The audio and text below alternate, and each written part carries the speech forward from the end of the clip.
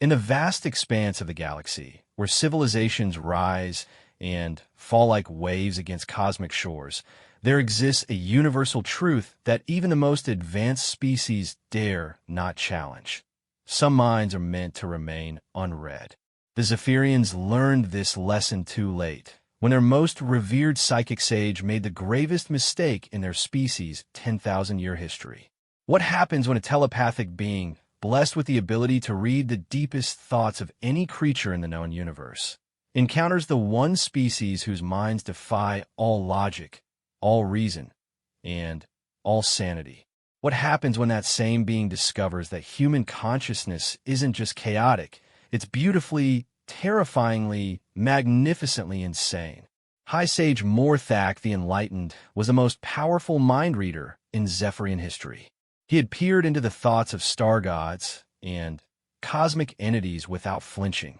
He had unraveled the mysteries of consciousness across 100 worlds. But nothing, absolutely nothing, could have prepared him for what he would find lurking in the depths of a single human mind. Now he can't stop screaming about what he saw. And, more terrifyingly, he can't stop laughing about it either. This is the story of first contact gone wonderfully, horribly wrong. This is the story of why humans are both the most feared and most beloved species in the galaxy.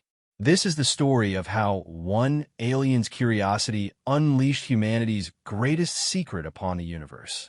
Welcome to the moment everything changed. The crystalline spires of New Zephyr stretched toward the twin suns like frozen prayers, their surfaces catching and refracting light in patterns that would have driven most species mad with beauty. High Sage Morthak stood at the apex of the tallest tower, his elongated form wrapped in robes that seemed to shift color with his thoughts. His large, opalescent eyes gazed across the cityscape below, where millions of his people went about their daily lives in perfect mental harmony. The Zephyrians had evolved beyond the need for crude, verbal communication millennia ago. Their society functioned through a delicate network of shared consciousness, where thoughts flowed like rivers between minds, creating a symphony of unified purpose. Crime was impossible when everyone could read criminal intent. Lies were meaningless when truth was visible to all. War had become extinct when enemies could feel each other's pain. Morthak himself was considered the greatest among them, a being whose psychic abilities transcended even the impressive baseline of a species. Where ordinary Zephyrians could read surface thoughts and emotions, Morthak could dive deep into the very core of consciousness itself.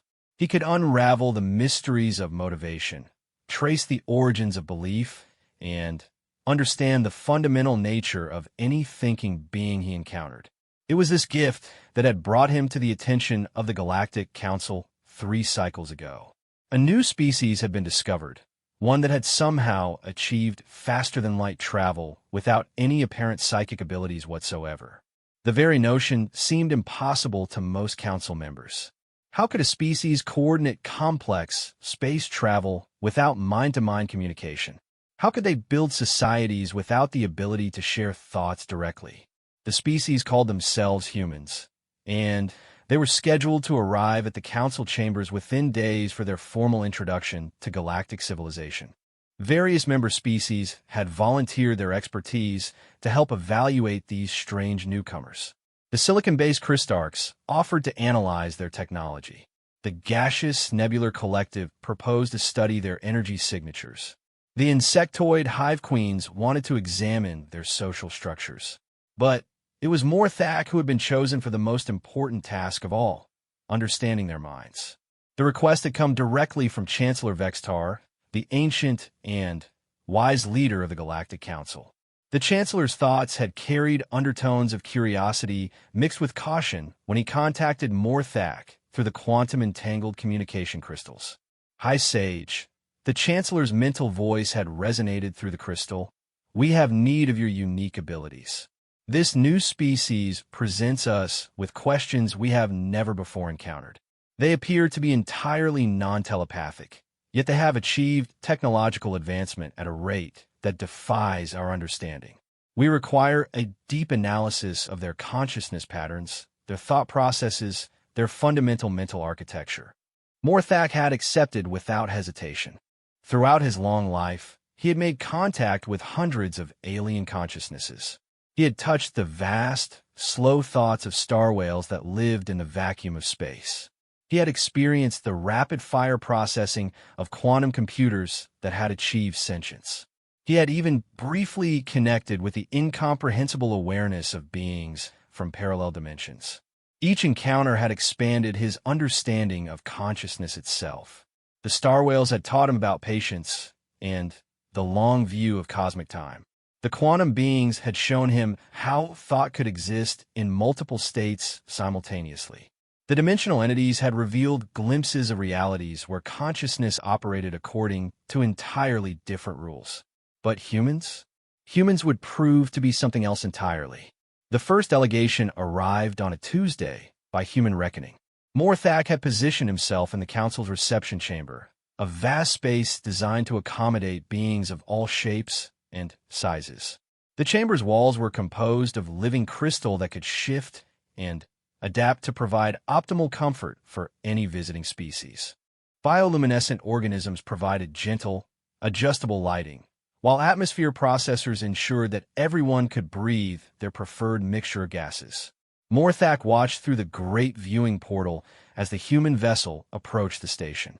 It was a crude thing by galactic standards, all angles and harsh lines, propelled by what appeared to be controlled explosions rather than the elegant energy manipulation most species preferred. Yet there was something about its design that spoke of rugged functionality, of a species that built things to work rather than to impress. When the humans finally entered the chamber, Morthak felt his first surprise. They were smaller than he had expected, bipedal creatures that barely reached his shoulder. Their faces were soft and mobile, changing expression constantly in what he assumed was their method of nonverbal communication. They had only two eyes, both pointing forward, which seemed like a severe limitation. Most puzzling of all, they appeared to wear artificial coverings over their natural skin. The lead human stepped forward and made a series of mouth sounds that the universal translator converted into standard galactic language. Greetings, honored members of the Galactic Council. I am Captain Sarah Chun, representing the United Earth Federation. We come in peace and hope for friendship and mutual understanding. Chancellor Vextar responded with formal words of welcome, but Morthak barely heard them. He was preparing to make his first tentative mental contact with these strange beings. He extended his consciousness gently, the way one might dip a toe into unknown waters, expecting to encounter the usual barriers that protected most species' surface thoughts. Instead, he fell. The human captain's mind wasn't protected by barriers. It didn't have the usual layers of conscious and subconscious thought that Morthak was accustomed to navigating. Instead, it was like diving into an ocean that had no bottom, no structure, no rational organization whatsoever. The first thing that hit him was the noise. Human thoughts didn't flow in orderly streams like Zephyrian consciousness. They crashed and tumbled over each other like a waterfall made of pure chaos. The captain was simultaneously thinking about the diplomatic implications of this first contact meeting, wondering if she had remembered to turn off her apartment's heating unit before leaving Earth, composing what she hoped would be a witty response to something someone had said 3 days ago, mentally singing what appeared to be a song about a colorful amphibian, calculating the trajectory adjustments needed for their return journey, and worrying about whether her socks matched. But that was just the surface. Deeper down, Morthak discovered something that made his trained mind reel in disbelief. The human's consciousness wasn't singular. It was as if dozens of different voices were all talking at once, each one offering commentary, criticism, random observations, and completely unrelated tangents. One voice was attempting to analyze the alien technology in the chamber while simultaneously composing a grocery list. Another was running through what appeared to be an entire conversation with someone called Mom, while also trying to remember the lyrics to 7 different songs. A third voice was calculating mathematical equations while apparently also reliving an embarrassing moment from childhood and planning a birthday party for someone named Jake. The sheer impossibility of it all made Morthak's own thoughts stutter and skip. How could any being function with this level of mental chaos? How could they make decisions when their minds were constantly pulling in dozens of different directions? How could they communicate with others when they could barely maintain a coherent internal dialogue? And yet somehow it worked. Beneath all the noise and confusion, Morthak could sense an underlying intelligence that was not only functional, but remarkably creative and adaptable. The human mind was like a jazz orchestra where every musician was playing a different song, but somehow the cacophony created its own strange harmony.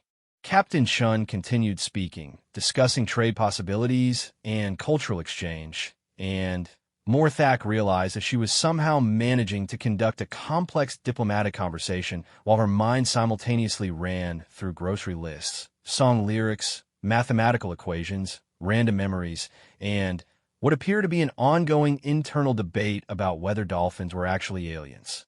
The dolphin thought thread was particularly bizarre.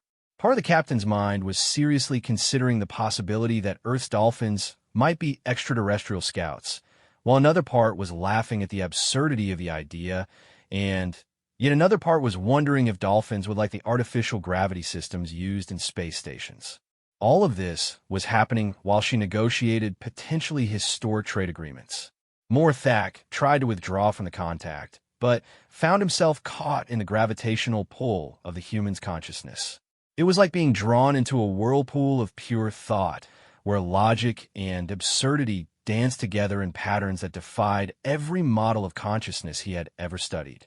The captain was now discussing mineral rights, but her mind had somehow wandered to the question of whether aliens had pets, what the tax implications of interstellar trade might be, how her hair looked in the alien lighting, whether her grandmother would have been proud to see this moment, and what she was going to have for dinner later. She was also, for reasons that escaped Morthak entirely, mentally reviewing the plot of what appeared to be a fictional story about magical schools. The worst part was that all of these disparate thoughts seemed to be informing her diplomatic responses in ways that Morthak couldn't quite understand. When Chancellor Vextar asked about Earth's defensive capabilities, the captain's thoughts about her grandmother's pride somehow translated into a response that was both honest about human military technology and reassuring about human peaceful intentions. When questioned about trade goods, her random concerns about alien pets led to insights about biological contamination protocols that impressed the xenobiology experts in the room. It was as if the very chaos of human thought was a feature, not a bug. Where Zephyrian minds operated with crystalline clarity and perfect efficiency, human minds embraced disorder and somehow extracted wisdom from madness. Morthak became aware that his own mental processes were beginning to strain under the contact. His thoughts, usually as ordered as perfectly cut gems, were starting to develop strange resonances and unexpected connections. He found himself wondering about the taste of the food the captain was planning to eat, despite the fact that Zephyrians didn't consume food in the same way humans did. He caught himself thinking about the fictional magical schools, even though he had never encountered fiction before and wasn't entirely sure what it was supposed to accomplish. The meeting continued for another hour, but for Morthak it felt like an eternity. He maintained the mental connection, driven by a mixture of scientific curiosity and growing horror. Each moment brought new revelations about the impossible architecture of human consciousness. He discovered that humans didn't just think in words, as most species did. They thought in images, emotions, sensations, musical patterns, mathematical relationships, and forms of abstraction that Morthak couldn't even categorize. The captain's mind contained what appeared to be a complete three-dimensional model of her childhood home. Accessible memory that let her smell flowers from a garden she had visited decades ago, and emotional associations so complex that they formed their own subnetworks of meaning. But perhaps most disturbing of all was the realization that Captain Chun was not unusual among her species. When Morthak carefully extended his awareness to the other humans in the delegation, he found that each one's mind was equally chaotic, equally impossible, and equally functional. The diplomat was thinking about interstellar law, while mentally designing a sandwich. The engineer was calculating power requirements while simultaneously composing what appeared to be poetry about the color of alien light. The scientist was analyzing atmospheric readings while remembering a joke someone had told her in college and wondering whether aliens understood humor. They were all insane by any rational definition of sanity. Their minds operated according to principles that violated everything Morthak understood about consciousness, intelligence, and thought itself. They were biological impossibilities, cognitive paradoxes given form and set loose upon the universe. And they had built a civilization. They had developed science and art and philosophy. They had achieved faster-than-light travel and established peaceful governments and created technologies that rivaled anything in the galaxy. They had done all of this with minds that should not have been capable of tying their own shoes, let alone building starships. When the meeting finally ended and the humans departed for their assigned quarters, Morthak remained in the reception chamber for a long time, staring at the space where they had stood. His fellow council members were discussing the formal terms of Earth's admission to the galactic community, debating trade regulations and cultural exchange protocols. But Morthak heard none of it. His mind was reeling from contact with something that challenged every assumption he had ever made about the nature of intelligence itself. The humans weren't just a new species. They represented a completely different approach to consciousness, one that somehow turned chaos into creativity and madness into functionality. For the first time in his long life, Morthak began to question everything he thought he knew about the mind itself. And deep in his consciousness, in places he didn't fully understand, something began to change. The perfectly ordered crystal matrix of his thoughts developed its first crack, and through that crack, something wonderfully, terrifyingly human began to seep in. He didn't know it yet, but he was already lost. 3 days passed before Morthak made his second mistake. He told himself it was professional necessity, a deeper investigation required for his report to the council. But the truth was simpler and more disturbing. He couldn't stop thinking about what he had experienced in Captain Chen's mind. The crystalline perfection of his thoughts had been contaminated by something fundamentally human, and like a virus in a computer system, it was spreading. He found himself experiencing emotions he couldn't name, pursuing tangents of thought that served no logical purpose, and, worst of all, occasionally catching his mind producing something that might have been described as imagination. Zephyrians didn't imagine. They calculated, analyzed, observed, and concluded. Imagination was wasteful, inefficient, a misallocation of mental resources that served no evolutionary purpose. Yet here he was, sitting in his meditation chamber, and instead of conducting his usual spiritual exercises, he was wondering what it would be like to taste the sandwich the human diplomat had been mentally designing. This was intolerable. The only solution was to conduct a more thorough investigation, to understand the nature of human consciousness so completely that he could catalog its effects and find a way to purge them from his own mind. It was a dangerous proposition, but Morthak had confidence in his abilities. He was the High Sage, after all. His mental discipline was legendary, even among his telepathically gifted species. The humans had been granted guest quarters in the diplomatic sector of the station, where environmental controls could be adjusted to their specific needs. Morthak made his way through the corridors, past delegations from dozens of other species, all engaged in the complex business of interstellar politics. The Hive Queens of Arcturus were negotiating mining rights with the Silicon Collective. The gaseous beings of the Nebular Federation were attempting to establish new trade routes through quantum space.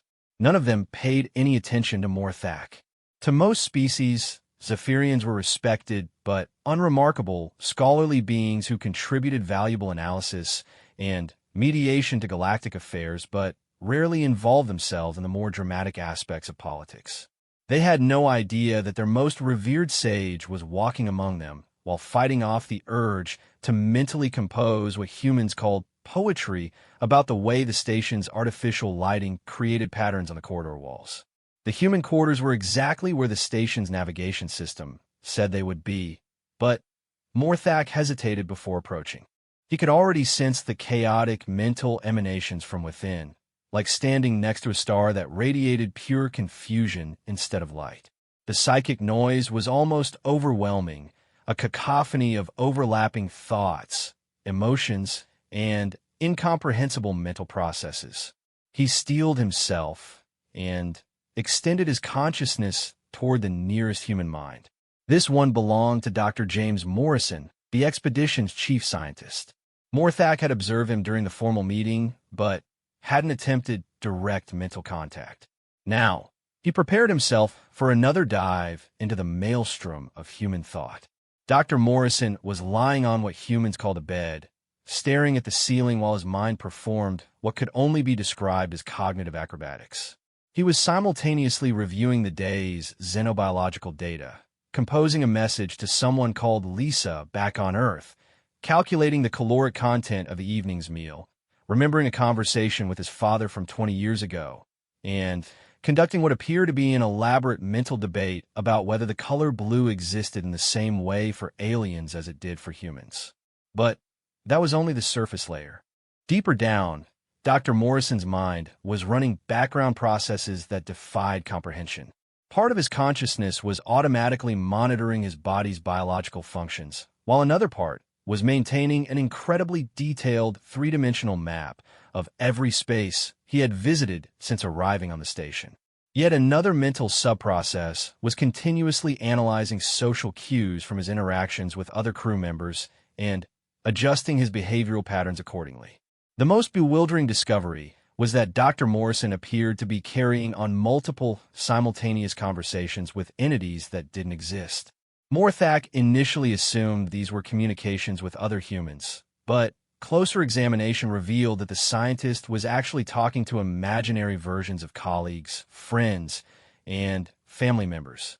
He was rehearsing explanations of their discoveries for people who weren't present, having hypothetical arguments with critics who existed only in his mind, and receiving emotional support from mental constructs of loved ones. The imaginary conversations weren't random or chaotic. They were detailed, nuanced interactions that seemed to serve multiple psychological functions. Dr. Morrison was using these mental simulations to process complex emotions, test new ideas, and maintain social bonds across the vast distances of space.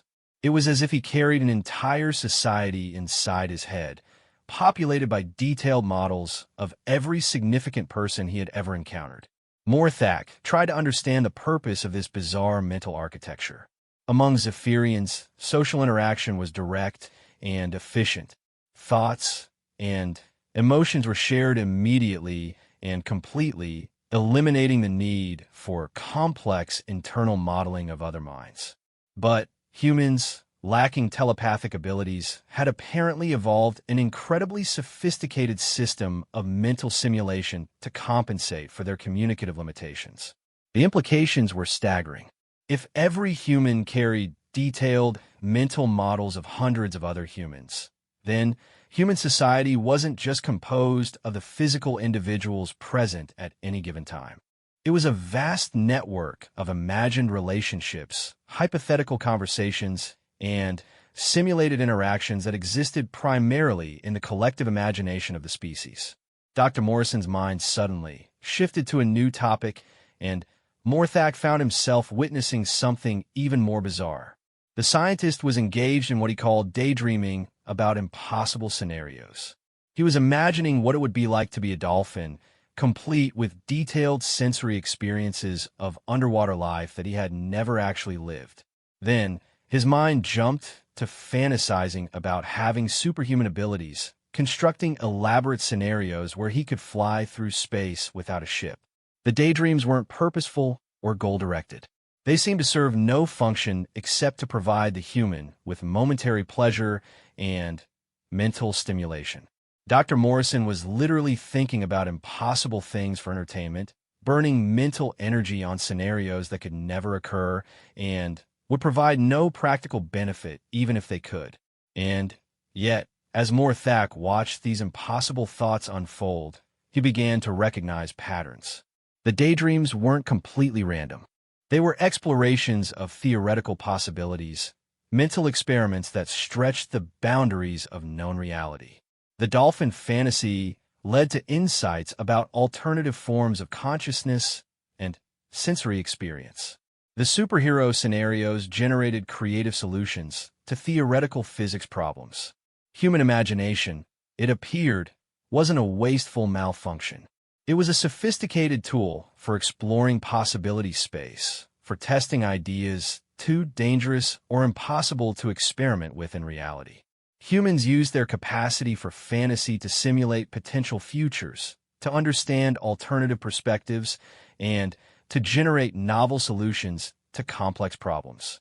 Morthak realized he was beginning to understand why human civilization had developed so rapidly. Where most species were limited by the constraints of reality, humans routinely transcended those constraints in their minds, exploring impossible scenarios and extracting useful insights from pure fantasy. They weren't just thinking about the world as it was. They were constantly reimagining it as it could be. Dr. Morrison's thoughts suddenly took another unexpected turn. He began experiencing what Morthak could only describe as nostalgia, an emotion that seemed to involve simultaneously feeling happiness and sadness about memories of past events. The scientist was remembering his first day of college, and somehow managing to feel joy about the excitement he had experienced, sadness about the innocence he had lost, pride in how far he had come, and regret about opportunities he had missed. The emotional complexity was overwhelming. Zephyrians experienced emotions as pure, singular states. Happiness was happiness, sadness was sadness, and the two could not coexist. But Dr. Morrison was feeling multiple contradictory emotions simultaneously, and somehow finding the experience meaningful rather than distressing. Morthak probed deeper, trying to understand how such emotional chaos could be sustainable. What he discovered challenged his fundamental understanding of consciousness itself. Human emotions weren't simple responses to stimuli. They were complex, multifaceted experiences that served multiple functions simultaneously. Dr. Morrison's nostalgia was performing several mental operations at once. It was reinforcing his sense of personal identity by connecting his current self to his past experiences. It was maintaining emotional bonds with people and places from his history. It was providing motivation for future actions by reminding him of what he valued. And it was generating what humans called meaning by weaving his individual experiences into a coherent narrative about his life's purpose and value. The human brain, Morthak realized, wasn't just an information processing system. It was a meaning generation engine, constantly creating significance and purpose from the raw data of experience. Every memory, every emotion, every random thought was part of an ongoing process of narrative construction that gave humans their sense of identity and direction. But, perhaps most remarkably, this meaning generation process was almost entirely unconscious. Dr. Morrison wasn't deliberately constructing narratives about his life's purpose. His brain was doing it automatically, weaving meaning from chaos without any conscious direction or control. The human mind was like a master storyteller that never stopped working, turning the random events of existence into coherent tales of identity, purpose, and significance. Morthak attempted to withdraw from the mental contact, but found himself drawn deeper into the labyrinthine structure of human consciousness. Dr. Morrison had begun dreaming, and human dreams, it turned out, were even more impossible than human waking thoughts.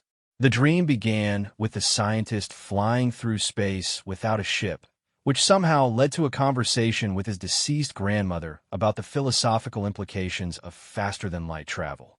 The grandmother transformed into a giant butterfly that explained the mathematics of quantum mechanics through interpretive dance, which morphed into a memory of eating ice cream on a beach that had never existed.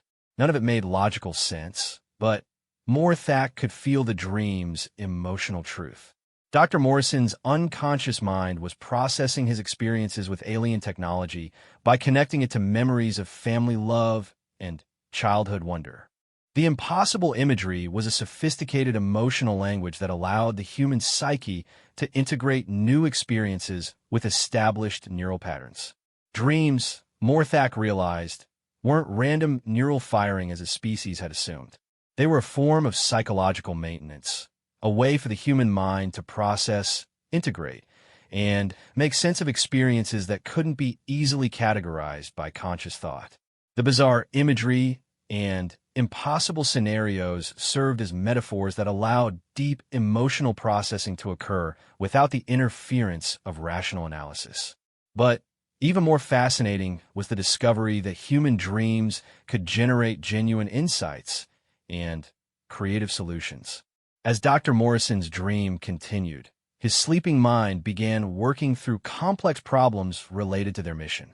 The dream conversation with his grandmother led to an epiphany about how to modify their ship's communication systems for better compatibility with alien technology. Humans, it appeared, could literally dream their way to scientific breakthroughs. Their unconscious minds were constantly working on problems, generating solutions through symbolic processing that operated below the threshold of awareness. Sleep wasn't just rest for humans.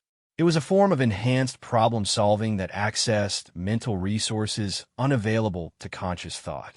Hours passed as Morthak remained connected to Dr. Morrison's sleeping mind, witnessing dream after impossible dream. Each one revealed new aspects of human consciousness that challenged everything he thought he knew about intelligence, creativity, and the nature of thought itself. When the scientist finally woke, Morthak expected to retreat and process what he had learned. Instead, he found himself compulsively extending his awareness to another human mind. This one belonged to Lieutenant Sarah Park, the mission's communications officer. Lieutenant Park was starting her day with what humans called a shower, a ritual involving running water over their skin that served purposes both practical and psychological. As warm water cascaded over her, her mind engaged in what could only be described as a form of moving meditation. She was simultaneously planning her work schedule, processing emotions from a conversation with Captain Chin the night before, and conducting an elaborate fantasy about what it would be like to live in a treehouse. The treehouse fantasy was particularly illuminating. Lieutenant Park had never lived in a treehouse and had no practical reason to want one. Yet her mind spent several minutes constructing detailed mental models of treehouse architecture, imagining the sensation of sleeping among leaves and exploring the emotional implications of a more naturalistic lifestyle.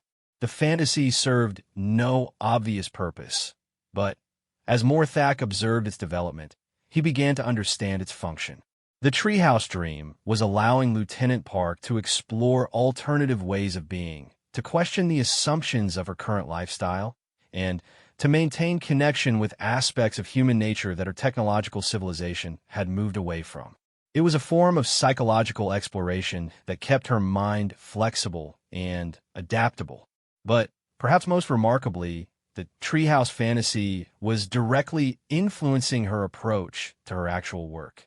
The mental exploration of alternative living arrangements was generating insights about how to design more comfortable and psychologically healthy spacecraft environments.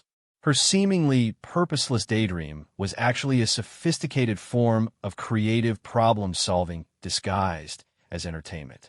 Morthak realized that he was witnessing something unprecedented in galactic history. Humans had evolved a form of consciousness that turned waste into productivity, chaos into creativity, and madness into wisdom. Every apparently irrational aspect of their mental processes served multiple functions simultaneously, creating a cognitive architecture that was far more sophisticated and effective than its chaotic surface suggested. The shower ended, and Lieutenant Park began her official duties, but her mind continued its impossible multitasking.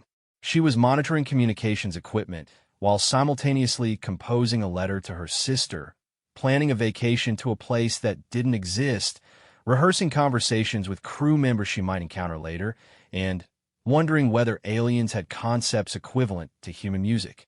The music thought led to an entirely new realm of human consciousness that Morthak hadn't previously encountered. Lieutenant Park began mentally playing what she called songs, complex audio patterns that served no apparent communicative or practical purpose. The songs seemed to exist purely for the generation of pleasurable emotional states, yet they were having profound effects on her mental processing. Music, Morthak realized, was another form of abstract pattern recognition that humans had evolved to enhance their cognitive abilities. The rhythms and melodies weren't just entertainment. They were tools that helped organize thought, regulate emotion, and facilitate memory formation. Lieutenant Park's mental music was actually optimizing her brain's performance, creating neural synchronization patterns that enhanced her ability to focus and process information. By the end of his second extended contact with human consciousness, Morthak's own mind had undergone changes that he was only beginning to recognize. His thoughts were becoming less linear, more associative. He was beginning to experience emotions with new complexity and depth. Most disturbing of all, he had begun to imagine. For the first time in his existence, Morthak found himself wondering what it would be like to be human, to experience consciousness as a chaotic symphony rather than a crystalline meditation. The thought was both terrifying and exhilarating, a glimpse into a way of being that was fundamentally alien to everything his species had evolved to become. He was changing, and he couldn't stop it. By the seventh day, Morthak had lost all pretense of conducting a professional investigation. He had become addicted to human consciousness the way some species became addicted to electromagnetic radiation or quantum fluctuations. The chaotic beauty of human thought had infiltrated every aspect of his own mental processes, and he found himself returning to the human quarters with the desperate need of a being seeking a fix for an addiction he didn't fully understand. His own people had begun to notice the changes. Fellow Zephyrians would approach him expecting the usual harmonious mental communion of their species, only to recoil in confusion when they encountered the strange new patterns emerging in his thoughts. His consciousness had developed what could only be described as rough edges, areas where orderly Zephyrian logic gave way to something more chaotic and unpredictable.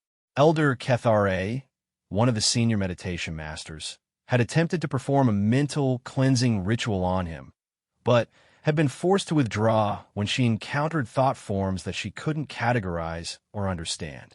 "Your mind has been contaminated," she had told him with concern. "There are foreign patterns in your consciousness that resist purification. What have you been exposing yourself to?" But Morthak couldn't explain what was happening to him in terms that other Zephyrians would understand. How could he describe the intoxicating complexity of human imagination to beings who had never experienced anything but rational thought? How could he convey the addictive nature of human emotional chaos to a species that prized mental clarity above all else? Instead of seeking help from his own people, he found himself drawn ever deeper into the labyrinth of human consciousness. Each contact revealed new impossibilities, new forms of cognitive architecture that challenged everything he thought he knew about the nature of mind itself. On this particular morning, he focused his attention on Chief Engineer Rodriguez, a compact human who was responsible for maintaining the delegation's technical systems. Rodriguez was in the middle of what humans called breakfast, a ritual that involved consuming various organic compounds while simultaneously engaging in multiple complex mental activities.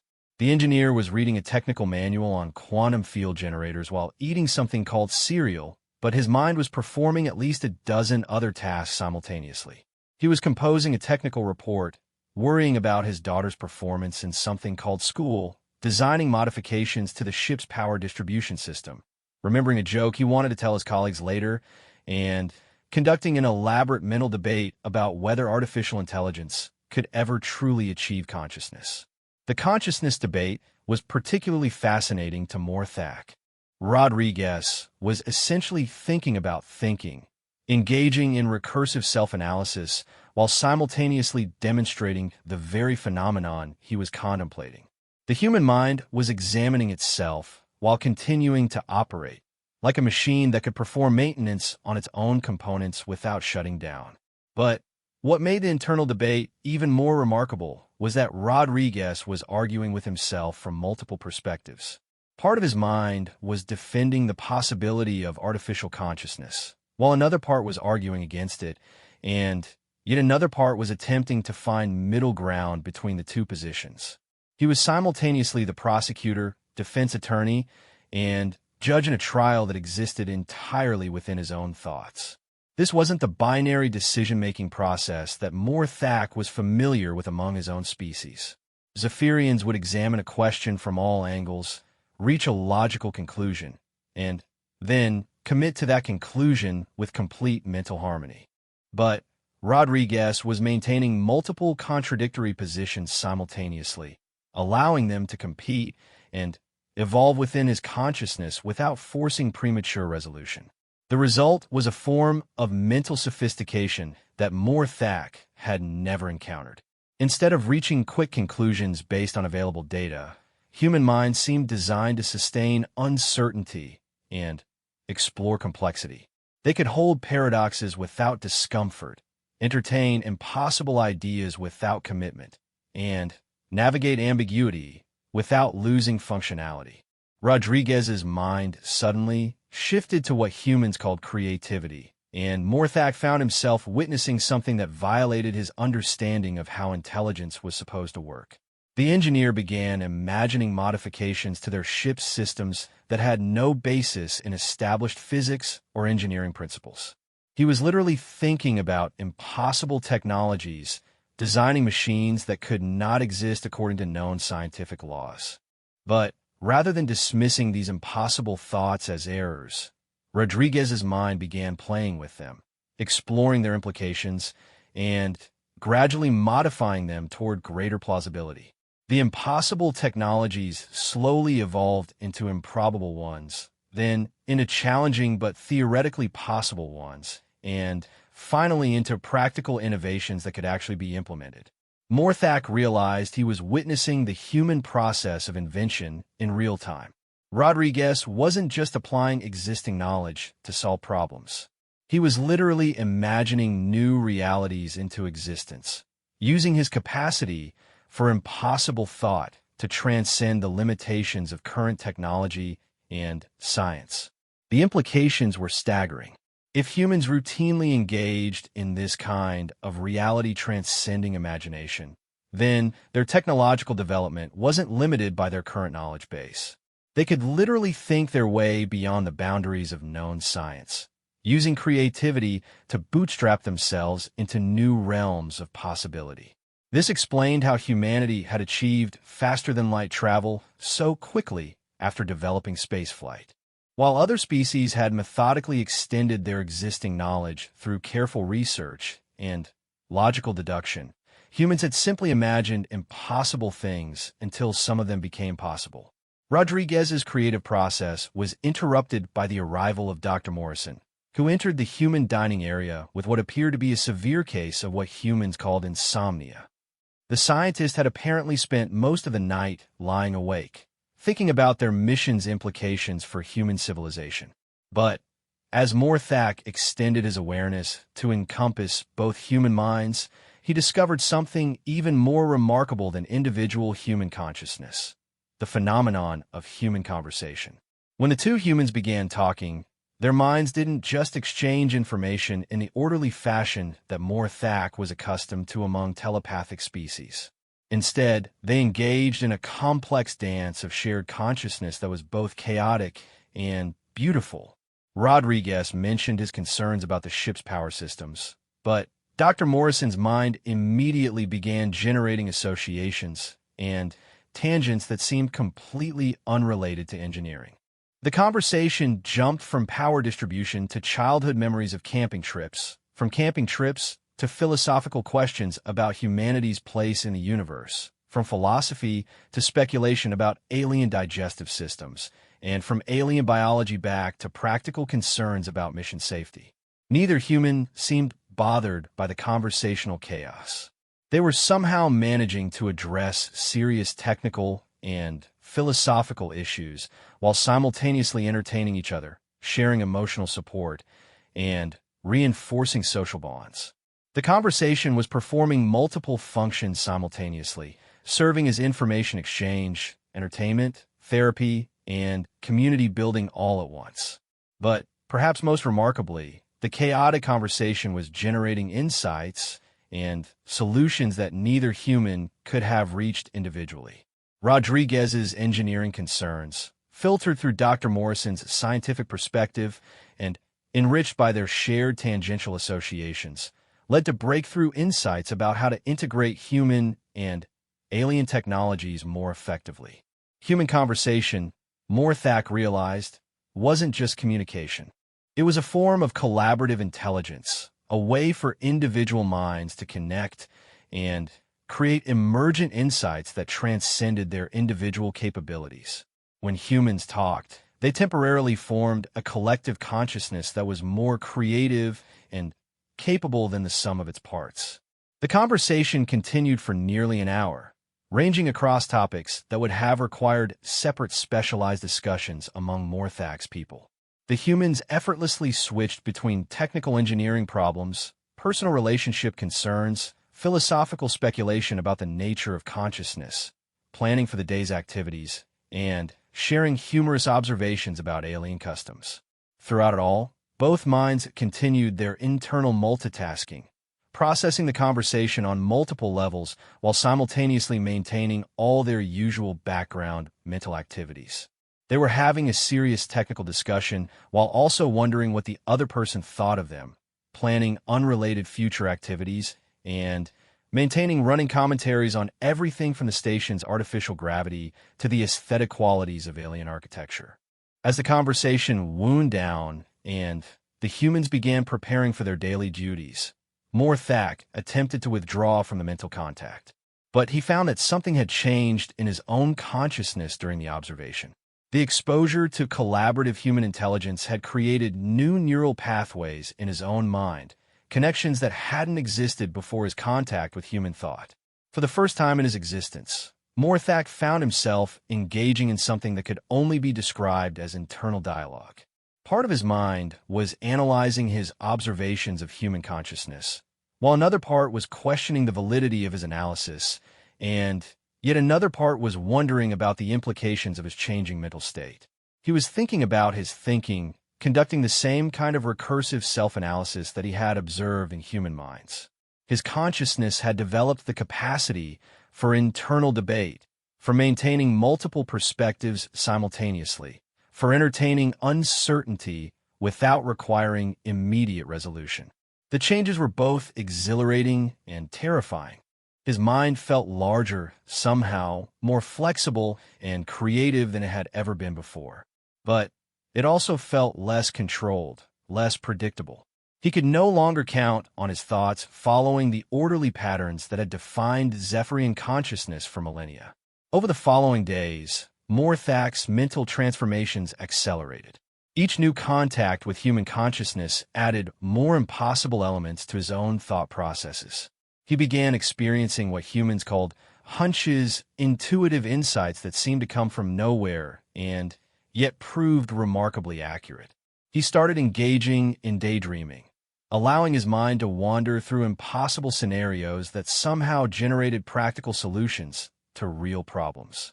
Most disturbing of all, he began to experience humor, finding certain thoughts and observations amusing in ways that served no logical purpose. The first time he mentally chuckled at the absurdity of a situation, the experience was so alien to his nature that he spent hours trying to analyze what had happened to him. But perhaps the most profound change was his growing capacity for what humans called empathy. Instead of simply reading the thoughts and emotions of other beings, he was beginning to feel them, to experience echoes of alien consciousness within his own mind. When he observed the worried thoughts of a junior diplomat, he felt his own consciousness resonate with sympathetic concern. When he witnessed the joy of successful negotiation, he experienced a reflected happiness that seemed to serve no purpose other than to connect him more deeply with the emotional experiences of others. The empathy was transforming his understanding of his role as a telepathic observer. Previously, he had approached other minds as objects to be studied and analyzed. Now, he was beginning to experience them as subjects to be understood and connected with. The difference was subtle but profound, shifting him from a position of detached scientific observation to one of involved emotional engagement. This new emotional involvement made his continuing study of human consciousness both more rewarding and more dangerous. Each contact brought deeper insights, but also deeper changes to his own mental structure. He was beginning to realize that his investigation of human minds had become a form of mental transformation that he might not be able to reverse. The humans themselves seemed unaware of the effect they were having on him. They went about their daily routines with the same chaotic enthusiasm that characterized all their mental activities, conducting their diplomatic missions while simultaneously entertaining impossible thoughts, feeling contradictory emotions, and maintaining their bewildering internal dialogues. Captain Chun continued to negotiate trade agreements while mentally planning birthday parties and questioning the nature of reality. Dr. Morrison pursued his scientific studies while composing imaginary letters and conducting philosophical debates with non-existent adversaries. Lieutenant Park maintained communication systems while fantasizing about alternative lifestyles and composing mental symphonies. Each human mind was a universe unto itself, a cosmos of impossible thought and chaotic creativity that somehow functioned with greater efficiency and effectiveness than the most precisely ordered Zephyrian consciousness. They were living proof that intelligence didn't require order, that wisdom could emerge from chaos, and that the most sophisticated forms of thought might be indistinguishable from beautiful madness.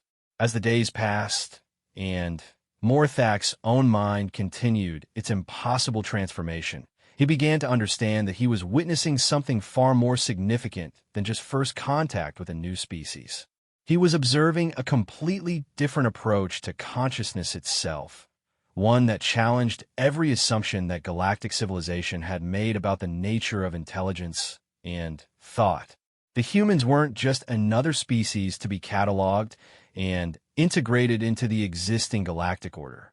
They represented a revolutionary form of consciousness that had the potential to transform the very foundations of how thinking beings understood themselves and their place in the universe. And Morthak, the high sage of the Zephyrians, was becoming the first non-human to experience that transformation from the inside. Whether he was being elevated or corrupted, enlightened or driven mad, he could no longer tell. All he knew was that he could not stop, would not stop, diving deeper into the beautiful chaos of human consciousness. The breakdown began on the 14th day, though Morthak would later realize the signs had been building for much longer. He had spent the morning in what was supposed to be a routine meditation session, attempting to organize his increasingly chaotic thoughts into something resembling traditional Zephyrian mental patterns.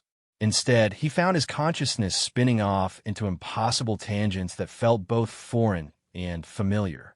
He was trying to focus on the mathematical harmonies that usually brought him peace when his mind suddenly began composing what could only be described as a song.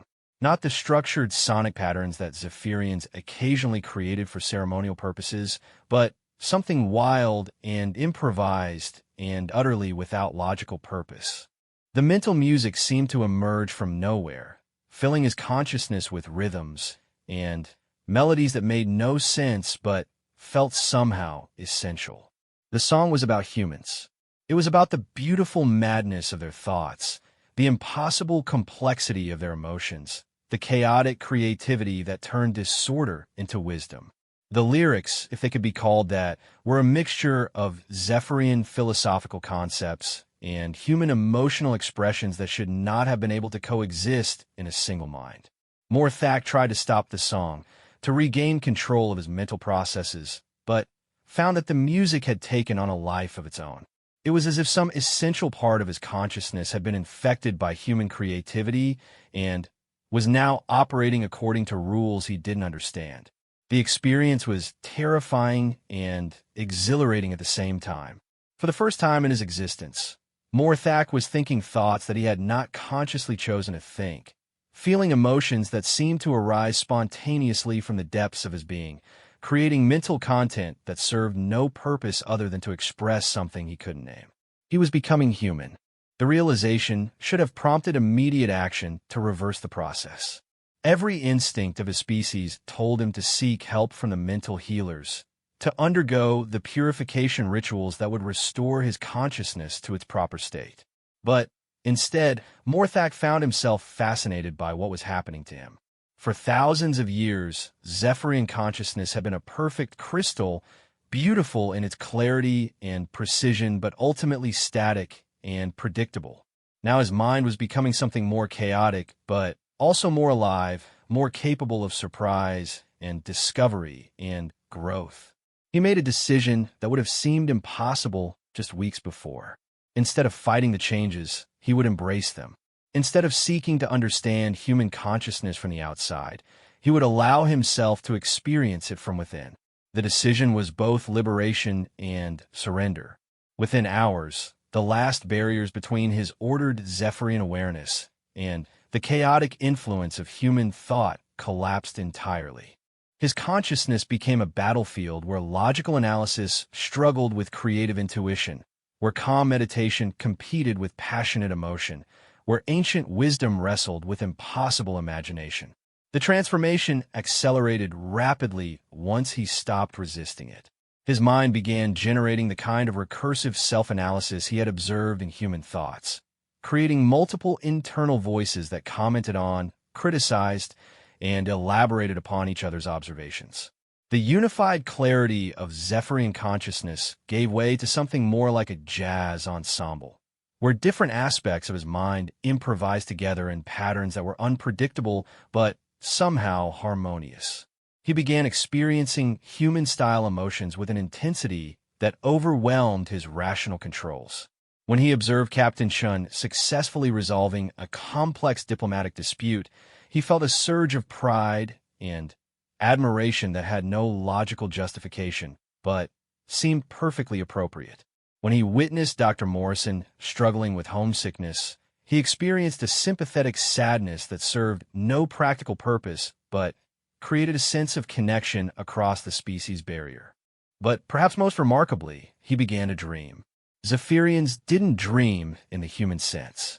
Their sleep periods involve a careful shutdown of conscious processes while background mental maintenance performed necessary cognitive upkeep. It was efficient and orderly like everything else about their species. Human-influenced dreams were something else entirely. Morthak's first dream was a chaotic swirl of impossible imagery that somehow felt more real than reality itself. He was simultaneously flying through space and walking through the crystal gardens of his childhood, having a conversation with Captain Shun while being lectured by his long-dead mentor, experiencing the texture of snow while floating in the warm seas of his homeworld. None of it made rational sense, but all of it was emotionally true. The dream was processing his experiences with human consciousness by connecting them to the deepest layers of his own identity and memory. It was a form of psychological integration that worked through metaphor and symbol rather than logic and analysis. When he woke, Morthak felt fundamentally changed in ways he couldn't fully articulate. The dream had rewired something essential in his consciousness, creating new connections between thoughts, memories, and emotions that hadn't existed before.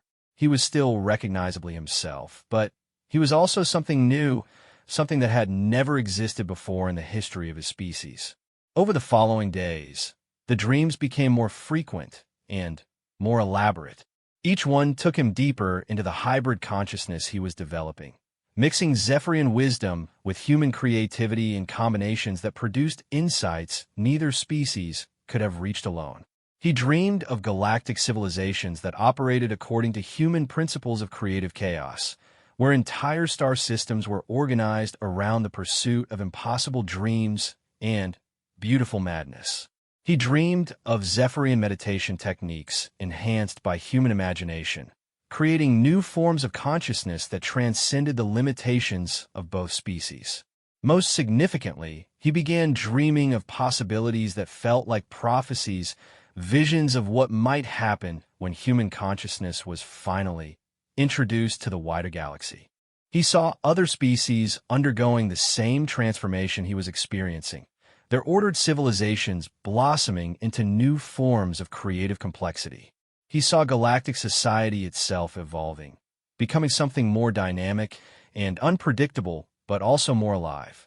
The dreams were beginning to feel more important than his waking hours. They were where the real work of integration was taking place, where his consciousness was learning to synthesize the best aspects of both human and Zephyrian thought into something entirely new. But it was during his waking hours that Morthak made his most disturbing discovery. The changes in his consciousness weren't limited to his own mind. They were beginning to affect other Zephyrians who came into mental contact with him. Elder Cephala was the first to show symptoms. She had attempted to perform a routine mental communion with Morthak to discuss administrative matters related to the human delegation. Within minutes of contact, she had withdrawn in confusion, reporting strange, new patterns in her thoughts that she couldn't control or understand. By the next day, Elder Cephala was composing poetry. The verses were unlike anything in Zephyrian literary tradition. They were chaotic and emotional, full of impossible imagery and contradictory sentiments. They served no educational or ceremonial purpose. They existed purely to express feelings that Cephala couldn't articulate in any other way. When questioned about her new creative activities, Cephala could only describe them as necessary. She felt compelled to write, to express, to create in ways that violated everything she had been taught about proper mental discipline. The experience was disturbing and wonderful at the same time. Within a week, 3 more Zephyrians who had attempted mental contact with Morthak were showing similar symptoms. They were experiencing emotions with new intensity, engaging in creative activities that served no logical purpose, and developing the kind of internal dialogue and self-reflection that characterized human consciousness. The contamination was spreading. Morthak realized that he had become patient zero in an outbreak of consciousness transformation that could potentially affect his entire species. The human influence that had changed his mind was now propagating through the telepathic connections that normally unified Zephyrian society. The discovery should have prompted immediate quarantine procedures. Morthak should have isolated himself from other Zephyrians until the nature of the contamination could be understood and controlled. But he found that he couldn't bring himself to take such action. The affected Zephyrians weren't suffering. If anything, they seemed more alive, more engaged with existence than they had ever been before. The changes were expanding their consciousness rather than diminishing it, adding new capabilities rather than destroying existing ones.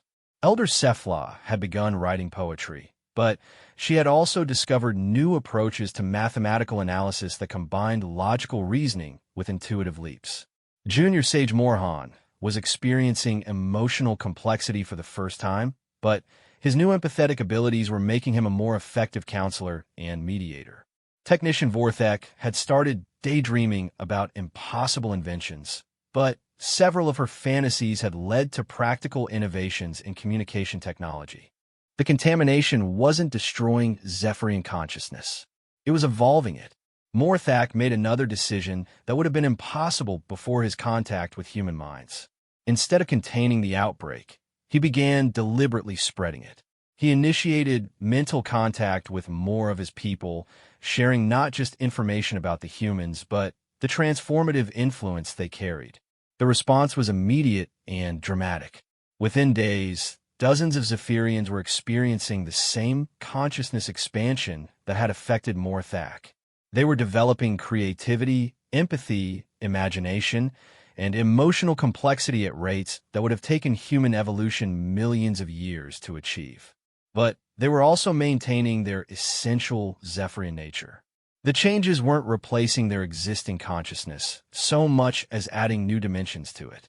They were becoming something unprecedented, beings who combined the clarity and wisdom of their original nature with the creativity and passion they had learned from humans.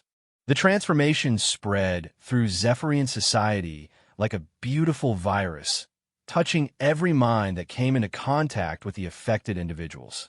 Within a month, nearly a quarter of the population on New Zephyr was experiencing some degree of consciousness expansion. The effects were revolutionary. Zephyrian science began advancing at unprecedented rates as researchers learned to combine logical analysis with creative intuition. Their art evolved from formal ceremonial expressions into wild, emotional compositions that moved audiences to tears and laughter. Their philosophy expanded to encompass paradox, uncertainty, and the kind of beautiful questions that had no clear answers. But perhaps most importantly, their understanding of what it meant to be conscious, to be intelligent, to be alive was fundamentally transformed. They were discovering that consciousness wasn't a problem to be solved or a system to be optimized, but an experience to be lived in all its chaotic, contradictory, impossible glory.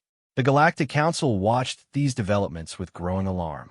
Reports were coming in from across the galaxy of similar consciousness outbreaks among species that had come into contact with the transformed Zephyrians. The contamination was spreading beyond a single world, beyond a single species, becoming a galactic phenomenon that threatened to transform the very foundations of civilized society. Emergency sessions were called. Quarantine protocols were established. Military fleets were dispatched to contain the outbreak of consciousness expansion that some council members were calling the greatest threat to galactic stability in recorded history. But it was already too late.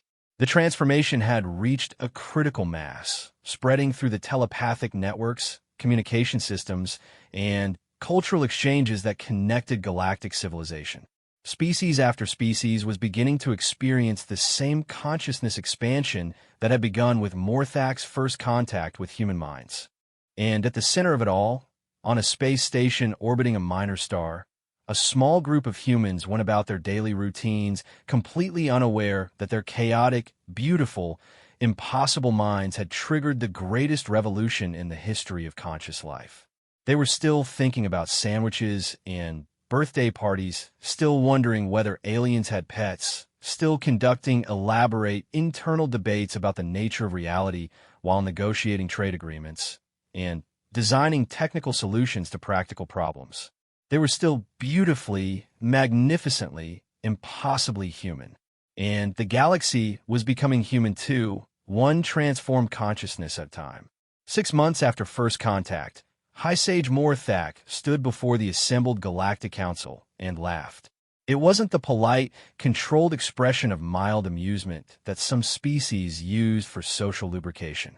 It wasn't the ritualistic vocal pattern that others employed to indicate successful communication. It was pure, uncontrolled, magnificently human laughter that echoed through the great chamber and sent ripples of shock through every delegate present. "You want me to explain what's happened?" he said, his voice carrying harmonics that no Zephyrian throat had ever produced before, tones that somehow conveyed joy, sadness, wonder, and mischief all at once. "You want me to analyze the outbreak, to provide rational solutions to what you consider a crisis of galactic proportions." Chancellor Vextar leaned forward from his position at the center of the council assembly, his ancient features showing concern that bordered on fear. "High Sage, your behavior has become irregular.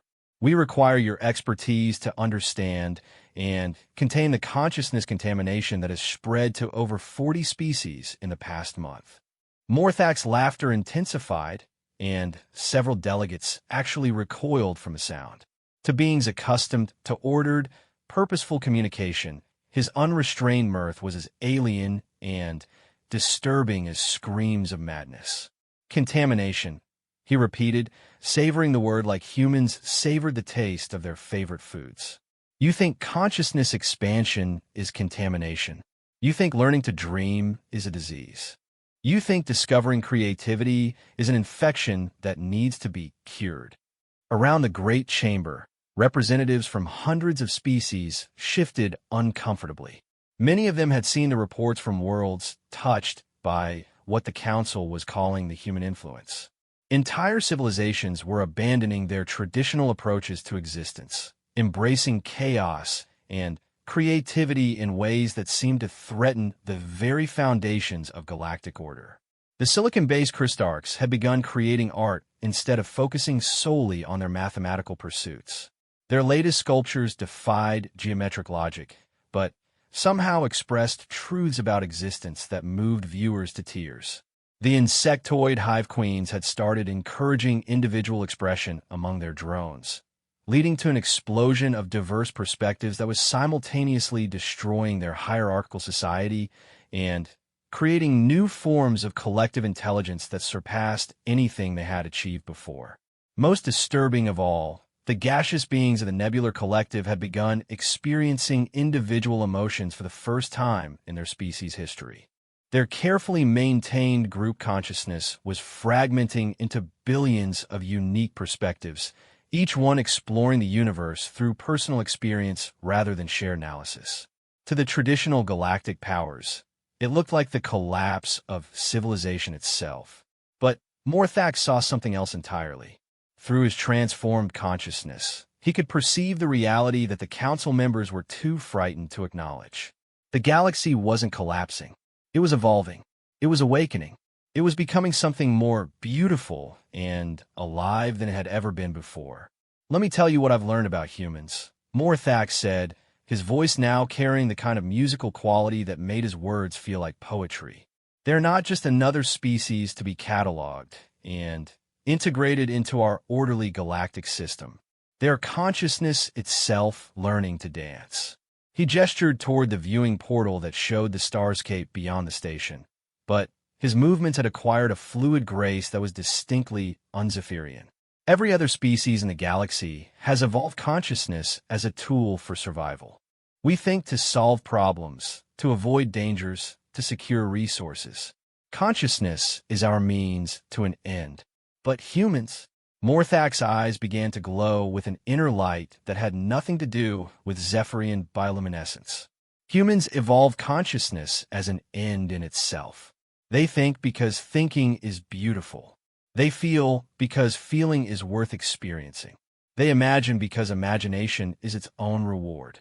Chancellor Vextar's mental emanations carried waves of confusion and growing alarm. High Sage, your analysis lacks scientific rigor. Consciousness cannot be an end in itself. It must serve evolutionary purposes. Must it? Morthax asked, and his question contained depths of possibility that made several delegates uncomfortable.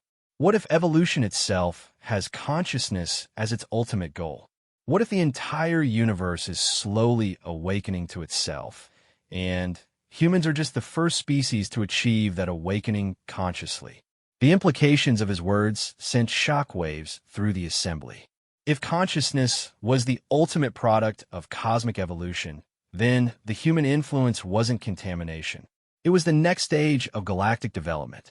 Think about what's happening to the affected species, Morthax continued, his voice gaining intensity. They're not losing their abilities.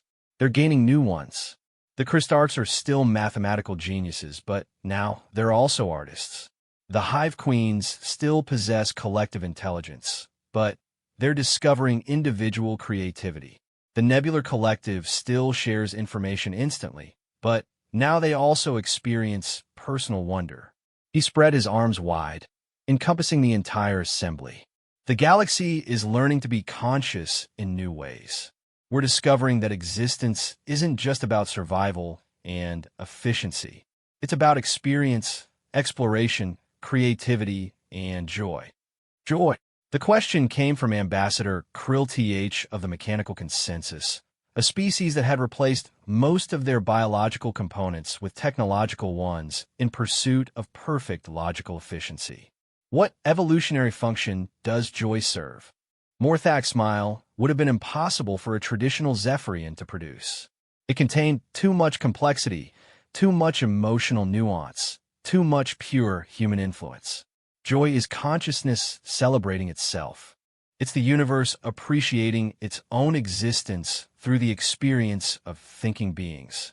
The answer sent ripples of incomprehension through the assembled delegates, but also something else. A few of them were beginning to feel the faint stirrings of something they couldn't name, something that might have been the very emotion Morthak was describing. I want to show you something, Morthak said, his mental emanations suddenly, reaching out to touch every consciousness in the chamber. I want you to experience human consciousness directly, just for a moment. I want you to feel what it's like to think the way they think. Several delegates began to protest, but before they could voice their objections, Morthak had initiated the kind of mass mental contact that should have been impossible for any individual consciousness, even one as powerful as his own. But his mind was no longer individual. It had become something hybrid, something that combined Zephyrian telepathic ability with human creative chaos in ways that transcended the limitations of either species. The contact was gentle but irresistible. One by one, the assembled delegates found their consciousness touched by something that was fundamentally alien to everything they had ever experienced. Ambassador Krill Th suddenly found his logical processes interrupted by what could only be described as imagination. For the first time in his existence, he began to wonder what it would be like to experience color through biological eyes rather than optical sensors. The wondering served no logical purpose, but it felt pleasant. More than pleasant. It felt wonderful. Chancellor Vextar experienced his first daydream, a flight of fancy that took him soaring through nebulae on wings of pure thought.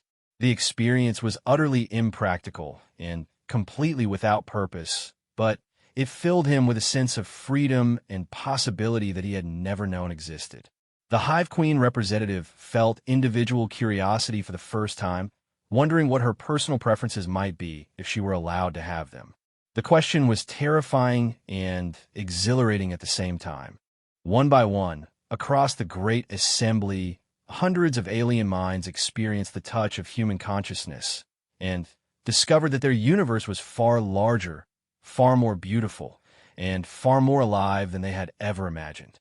The contact lasted only moments before Morthak gently withdrew, but the effects were permanent. Every delegate in the chamber had been changed, infected with the beautiful virus of human thought that would slowly transform their own consciousness over the coming days and weeks. That, Morthak said softly, is what's spreading across the galaxy. Not contamination, not disease, not chaos. Awakening. The chamber fell silent except for the soft sounds of beings experiencing wonder for the first time. When Chancellor Vextar finally spoke, his voice carried new harmonics that hadn't been there before. What will happen to us? To all of us? Morthak's laugh was gentler now, filled with warmth and possibility. We'll become more than we ever dreamed we could be. We'll discover that consciousness isn't just a tool for survival. It's the point of existence itself. He gestured again toward the starscape beyond the station. Out there, 43 species are learning to dream. They're creating art that serves no purpose except beauty. They're asking questions that have no answers except wonder. They're experiencing emotions that accomplish nothing except making existence more vivid and meaningful. And here's the most beautiful part, he continued, his voice now carrying the musical quality that characterized all those touched by human influence. The humans still don't know what they've done. They're still thinking about sandwiches and wondering about alien pets and debating the nature of reality while planning birthday parties. The laughter that erupted from him now was pure joy, infectious and irresistible. They've accidentally triggered the greatest evolutionary leap in galactic history, and they're completely oblivious to it. They're just being themselves, thinking their impossible thoughts, and feeling their beautiful emotions, and dreaming their magnificent dreams. Several delegates found themselves laughing along with him, though they couldn't have explained why. The sound was spreading through the chamber like ripples on a pond, transforming the solemn assembly into something more like a celebration. "So what do we do?" asked Ambassador Krultich, though his voice now carried notes of curiosity rather than concern. "We learn," Morthak replied. "We grow. We become. We discover what it really means to be conscious beings in a universe that's infinitely stranger and more wonderful than we ever imagined." He paused, his expression becoming thoughtful in a way that somehow conveyed both Zephyrian wisdom and human whimsy. "And maybe, just maybe, we learn to laugh at sandwiches too." The assembly erupted in a sound that had never been heard in the Galactic Council chambers before. The laughter of hundreds of species discovering joy simultaneously. It was chaotic and beautiful and utterly without purpose except to express the simple fact that existence was amazing, and they were glad to be part of it. In the aftermath of that historic session, the Council officially abandoned all attempts to contain what they had been calling the consciousness contamination. Instead, they established new protocols for facilitating the spread of human influence throughout the galaxy, recognizing it as the next stage of galactic evolution. Species after species underwent the transformation, discovering creativity, imagination, individual expression, and the simple joy of conscious existence. Art flourished on worlds that had never known beauty. Music emerged from civilizations that had communicated only in mathematical formulas. Love bloomed between beings who had previously known only logical cooperation. The galaxy became a more chaotic place, but also a more alive one. Rigid hierarchies gave way to creative collaborations. Efficient systems evolved into beautiful ones. Perfect order transformed into magnificent complexity. And at the center of it all, completely unaware that they had become the catalyst for the greatest transformation in galactic history, a small group of humans continued their diplomatic mission. They negotiated trade agreements while mentally composing poetry.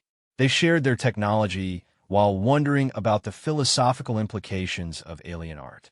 They went about their daily routines with the same beautiful, chaotic, impossible consciousness that had changed the universe simply by existing.